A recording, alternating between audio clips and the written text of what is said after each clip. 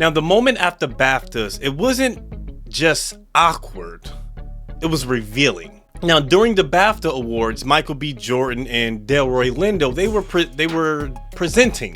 In an outburst, it occurred from the audience from someone named John Davidson, and he's someone who lives with Tourette's. And those words were spoken and they were racially offensive and they were also disrespectful. Now, here's the deeper conversation.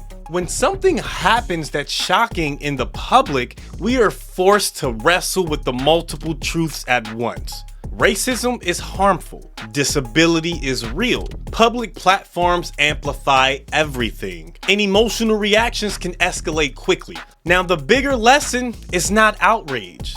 The bigger lesson is emotional discipline under pressure. How do you respond when something offensive is said? Do you react impulsively? Do you escalate the tension or maintain dignity and composure? Power is not shown in loud retaliation. Power is shown in restraint. We have to understand that there is a difference between understanding someone's condition and excusing harmful impact. You can acknowledge conditions like Tourette's, and you can also do that while acknowledging that words, intentional or not, they carry weight. Maturity is holding complexity without collapsing into chaos. The world is full of moments that will consistently test you publicly. And the real question is, will you let that moment define you, or will your composure define that moment? When you have emotional control, that is power. And so when you look at Michael B. and Delroy's composure in that situation, their composure, it matters much more than the outburst itself.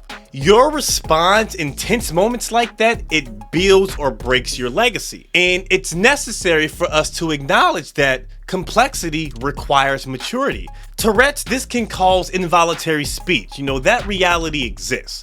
But so does the impact of harmful language. Mature people, they can hold both truths without turning it into chaos. And so when you're in a public platform, this is going to require different levels of maturity. Your reactions are magnified. Your restraint becomes leadership. Not every moment deserves a viral escalation.